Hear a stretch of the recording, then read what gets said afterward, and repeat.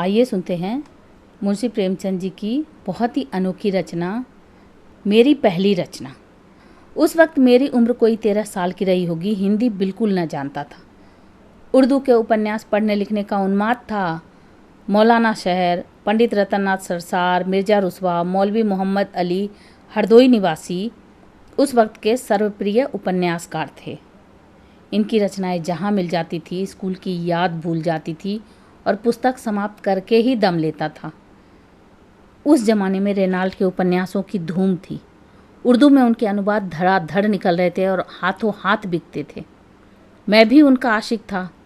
स्वर्गीय हजरत रियाज ने जो उर्दू के प्रसिद्ध कवि थे और जिनका हाल में देहांत हुआ है, रेनाल्ड की एक रचना का अनुवाद हरमसरा के नाम से किया था।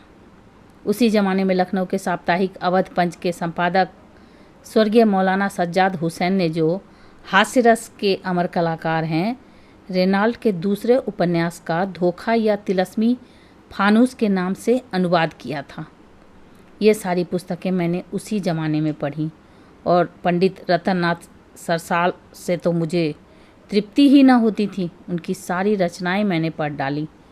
उन दिनों मेरे पिता गोरखपुर में रहते थे और मैं भी गोरखपुर के ही मिशन स्कूल में 8वीं में पढ़ता था, जो तीसरा दर्जा कहलाता था।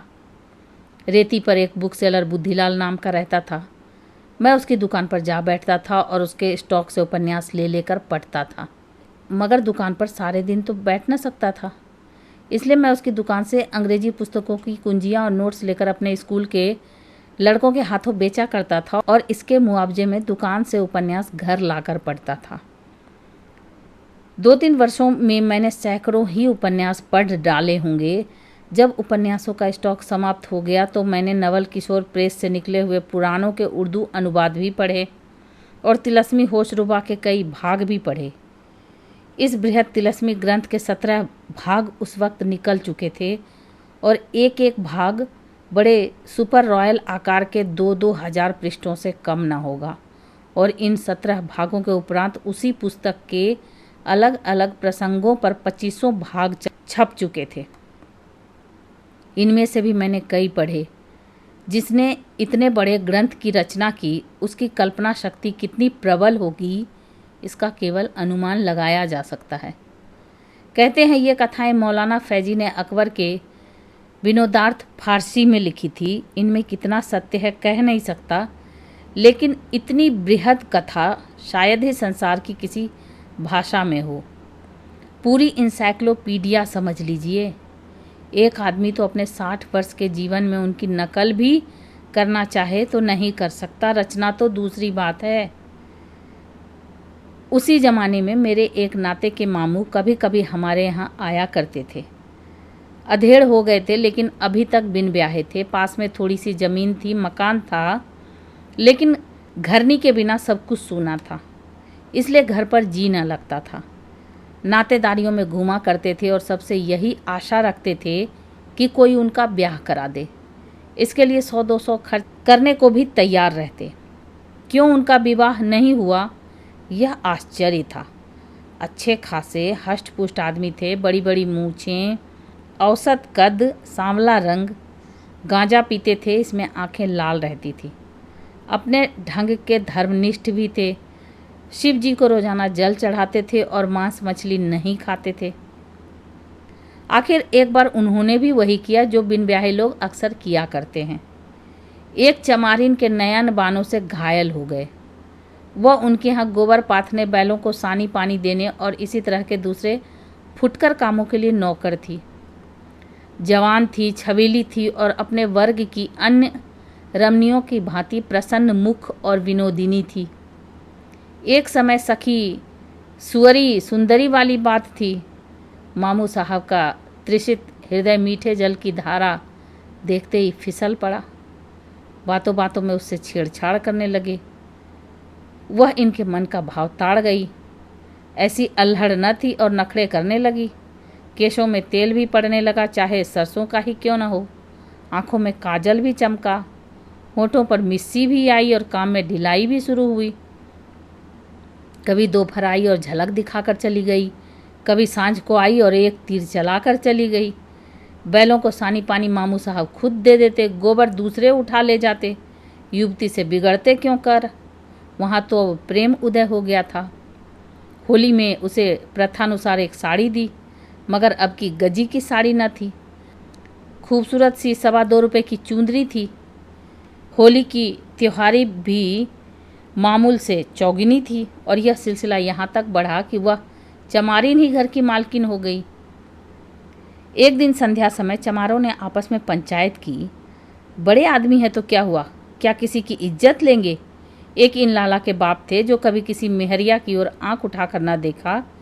हालांकि यह सरासर गलत था और यह एक है कि नीच जाति की बहू बेटियों पर डोरे डालते हैं। समझाने बुझाने का मौका न था। समझाने से लाला मानेंगे तो नहीं, उल्टे और कोई मामला खड़ा कर देंगे। इनके कलम घुमाने की तो देर है। इसलिए निश्चय हुआ कि लाला साहब को ऐसा सबक देना चाहिए कि हमेशा के लिए याद हो जाए। इज्जत का बदला खून ही चुकाता है, लेकिन मुरम्मत से भी उसकी पुरौती हो सकती है। अगले दिन शाम को जब चंपा मामू साहब के घर में आई तो उन्होंने अंदर का द्वार बंद कर दिया। महीनों के असमंजस और हिचक और धार्मिक संघर्ष के बाद आज मामू साहब ने अपने प्रेम को व्यावहारिक रूप देने का निश्चय किया। चाहे जो कुछ हो जाए, कुल मर्याद रहे या जाए, बाप दादा का नाम डूबे या उतराए। उधर चमारों का जत्था ताक में था ही। इधर किवाड़ बंद हुए, उधर उन्होंने खटखटाना शुरू किया।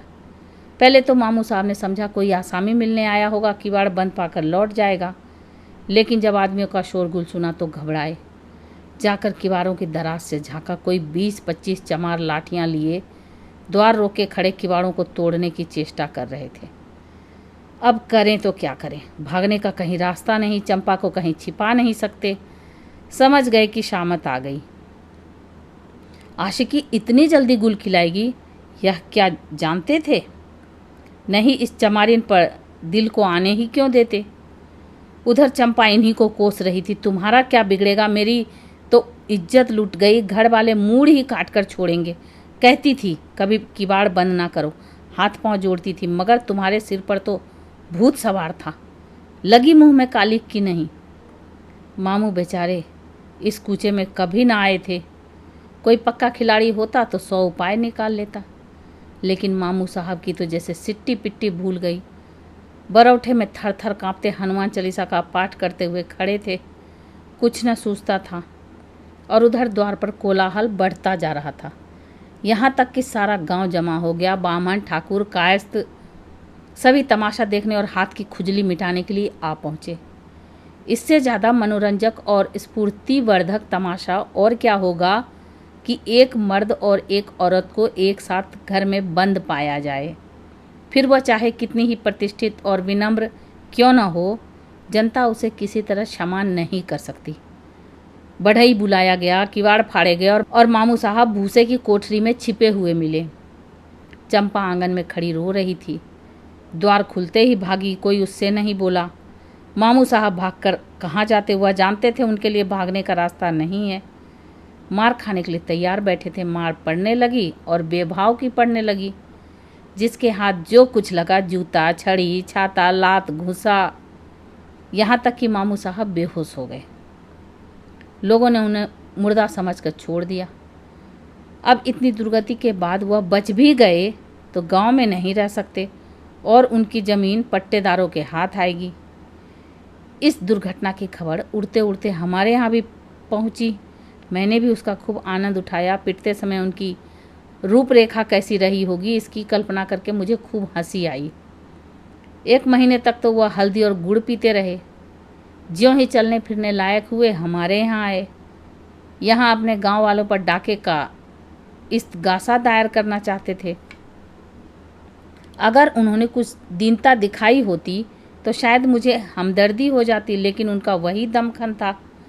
मुझे खेलते या उपन्यास पढ़ते देखकर बिगड़ना और रोब जमाना और पिताजी से शिकायत करने की धमकी देना। अब मैं क्यों सहने लगा था? अब तो मेरे पास उन्हें नीचे दिखाने के लिए काफ़ी मसाला था। आखिर एक दिन मैंने ये सारी दुर्घटना एक नाटक के रूप में लिख डाली और अपने मित्रों को सुनाई। सबके सब खूब हंसे। मेरा साहस बढ़ा। मैंने उसे साफ साफ लिखकर वह कॉपी मामू साहब के सिरहाने रख दी और स्कूल चला गया। दिल में कुछ डरता भी था, कुछ खुश भी था और कुछ घबराया हुआ भी था। सबसे बड़ा कुतूहल यह था कि ड्रामा पढ़कर मामू साहब क्या कहते हैं स्कूल में जी न लगता था। दिल उधर ही टंगा हुआ था। छुट्टी होते ही घर चला गया, मगर द्वार के समीप आकर पांव रुक गए। भय हुआ कहीं मामू साहब मुझे मार न बैठे, लेकिन इतना जानता था कि एक आध थप्पड़ से ज़्यादा मुझे मार न सकेंगे, क्योंकि मैं मार खाने वाले लड़कों में से न था। मगर यह मामला क्या है? मामू साहब चारपाई पर नहीं है जहाँ वह नित्य लेटे हुए मिलते थे। क्या घर चले गए? आकर कमरा देखा, वहाँ भी सन्नाटा। मामू साहब के जूते, कपड़े, गठरी सब लापता। अंदर जाकर पूछा, मालूम हुआ मामू साहब किसी जरूरी काम से घर चले गए, भोजन तक न किया। मैंने बाहर आकर सारा कमरा छान मारा, मगर मेरा ड्रामा, मेरी वह पहली रचना कहीं न मिली। मालूम नहीं मामू साहब ने उसे चिराग अली के सुपुर्द कर दिया या अपने साथ स्वर्ग ले गए। तो ये आप सुन रहे थे मुंशी प्रेमचंद जी की कहानी, मेरी पहली रचना, रेनू की आवाज़ में। ऐसी ही अद्भुत कहानियों को सुनने के लिए मेरे चैनल को सब्सक्राइब करें, लाइक करें और शेयर करें। Thank you.